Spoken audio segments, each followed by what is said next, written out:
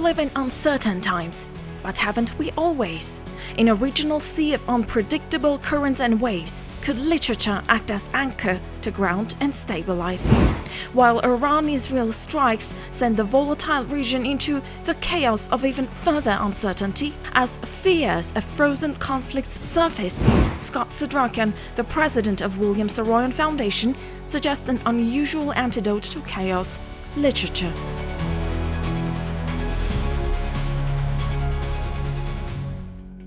Thank you for this opportunity. Thank you for having me. In a modern world where geopolitics and business interests have the final say, what role is assigned to culture in general and to literature in particular? Yeah. You know, I'm a businessman originally. I owned my own business. I built it with colleagues and was, in the terms that I saw it, very successful.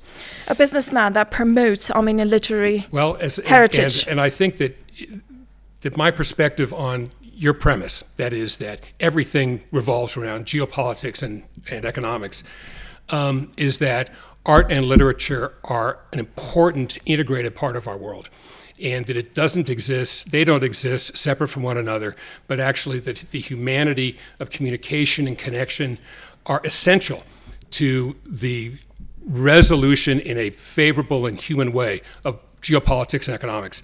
So, you know, I don't want to over-philosophize what Saroyan has to offer and his message and so forth, and why I'm so in love with his literature. But for me, it's really a part of everyday life, and it makes life tolerable and worth living. Literature, a form of escapism when the region has turned upside down. Sidelined as the favorite toy of the elites, literature has lost its popular charm and influence, especially with the emergence of visual media. Paper pages and flaming curiosity in a reader's mind have gallantly ceded their position to the perhaps less classy but more popular kin, the screen. Saroyan Foundation tries to reignite those flames by popularizing the great Armenian writer whose main merit was to rise to global literary stage despite the odds and raise a voice heard by crowds and a vast English language culture.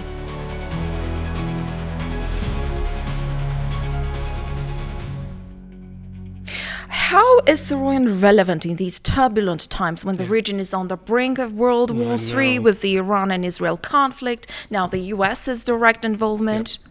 Well, I would not presume that I'm a good commentator about that in specific terms.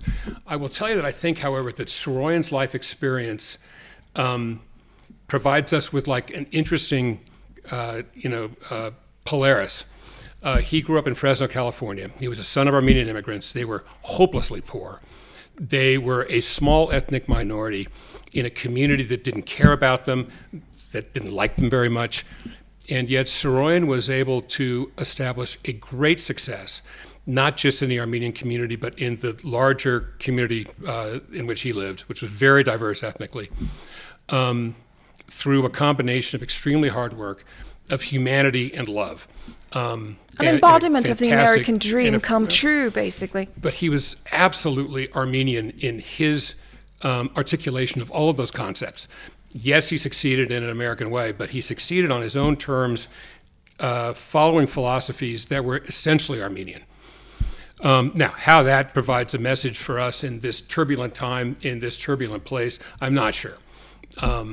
How about the victory of the human spirit over the challenges? I've been thinking a lot about the message that Saroyan has for Armenian youth. And again, I'm American, and I can't presume to know what really motivates Armenian youth. But I have 3 sons who are in their early adulthood, and I know they're searching for a place in the world. It's confusing, it's challenging, no one really cares about them. And Saroyan faced that challenge with extraordinarily hard work, with study, with a great sense of humor, and with a philosophy of finding the essential best of humanity in everyone. And my boys have that philosophy, and I'm really proud of them as their father. And I think that those are universal concepts that I would assume apply in their own culturally appropriate way to the challenges that are faced by the youth of Armenia today. Not many know that Saroyan was also an amazing painter. He was an incredible painter, yeah.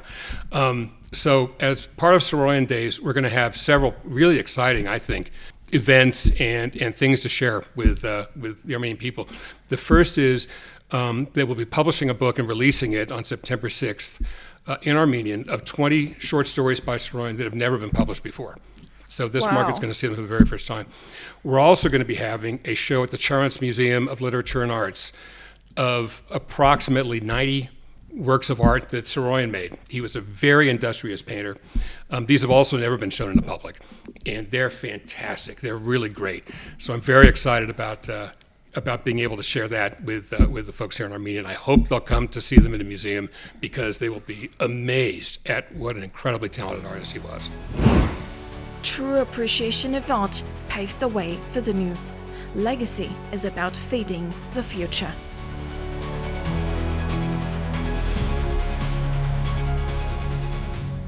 You also support charities associated with education, with the advancement of young writers. Who exactly and how can they get enrolled? So we support the Children of Armenia Fund here in Armenia that works, as you know, out in the regions to help, among other things, engage Armenian youth in educational opportunities. We support the American University of Armenia here in Yerevan. We provided support to the Armenian General Beneficiary Union, AGBU. And our role really is much more of a supporter of their financial wing so that they can take their vision and their mission and articulate it and prosecute it as best they can. We're also very excited to be partnering with the Yerevan Book Fair here in September and participating in a couple of events together with them, and among other things, awarding the first William Saroyan Prize for Short Stories here in Armenia. We also work with Stanford University in the United States. There we have 2 prizes that we give out every other year to young developing writers from all over the world that enter the William Saroyan Prize for Writing. Hundreds of entries are winnowed down ultimately to one winner in each of a nonfiction and fiction category, both typically novel length. But as a matter of fact, this year's fiction winner was a collection of short stories that sort of were wound together into a story.